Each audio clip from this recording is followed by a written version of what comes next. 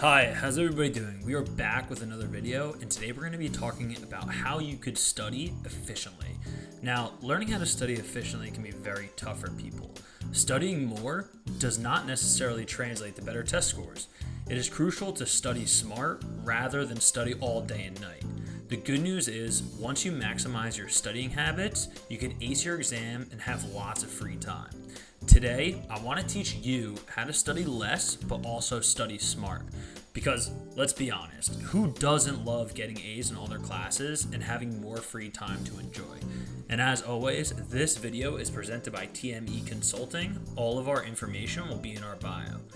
Now, this process can take some time to develop, so please stick to your plan and trust the process. Learning how to study efficiently is not an overnight process. It takes weeks, months, sometimes honestly even years to form a consistent routine that yields great results. Now, let's go over some study techniques that I have learned in medical school. So the first technique is active learning. So in order to be an active learner, you first need to create a foundation. It's important that you study the material and get a good grasp on it before you actually jump into active learning. So make sure you keep up with the content that is being covered in class. It can be tempting to procrastinate and put the material off, but staying on top of what is assigned every day is crucial to absorbing the information. If you are someone who crams everything the night before and gets away with it, I really plead you to try to change that habit now, because once you get into medical school, you are going to need to memorize content for more than just one exam. So basically, when you learn something week 1, that's going to carry over all the way until week 8. A lot of medical school is cumulative, and so is real life in medicine. So in order to have a long-term retention, you need to review the material for more than one day. Once you feel somewhat comfortable with the material it is, time to start doing as many practice questions as possible. So what's the use of memorizing the material if you don't know how to apply it? Now, the second one is waking up early, and I know some of you may hate this idea, but trust me, getting a head start on studying early in the day will increase your productivity and the ability to absorb information. This idea goes hand in hand with making sure you get enough sleep.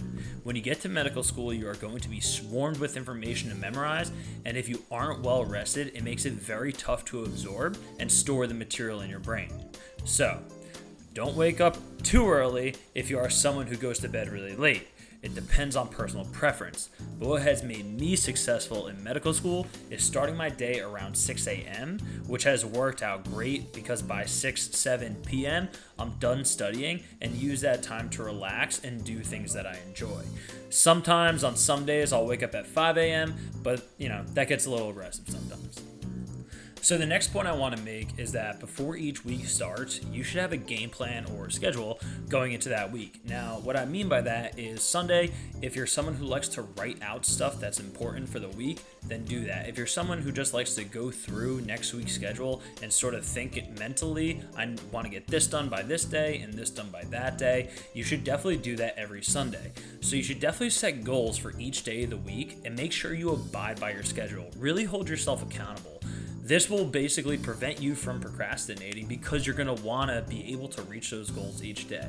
Come Sunday, the next Sunday after that week, you should evaluate how the week went and really set new goals moving forward. If you weren't able to get through lectures, maybe minimize the amount of time that you sort of dedicate to other lectures next week to make sure you can get through all the material. So make sure you learn from the week before. Keep what worked and change things that didn't work. It takes trial and error to find out what works best for you, but make sure you keep some free time to do the things you love. Now, the last point sort of goes hand in hand with point number 2, and that's to take breaks and stop studying when you're exhausted. You're going to get crammed with a ton of information, and people are going to expect you to memorize all of it.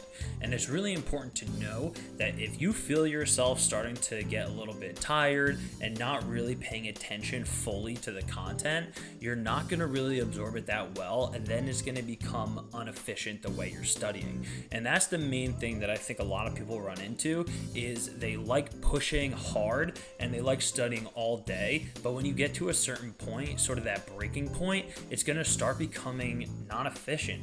So basically, take the breaks when you need them. them, sort of regroup yourself and get back into it so you can give 100% focus to what you're doing. And as always, thanks for watching this video. You can visit our website at www.trifectameconsulting.com, and you could always reach out to us with whatever questions you have at trifectameconsulting@gmail.com. Thanks for watching.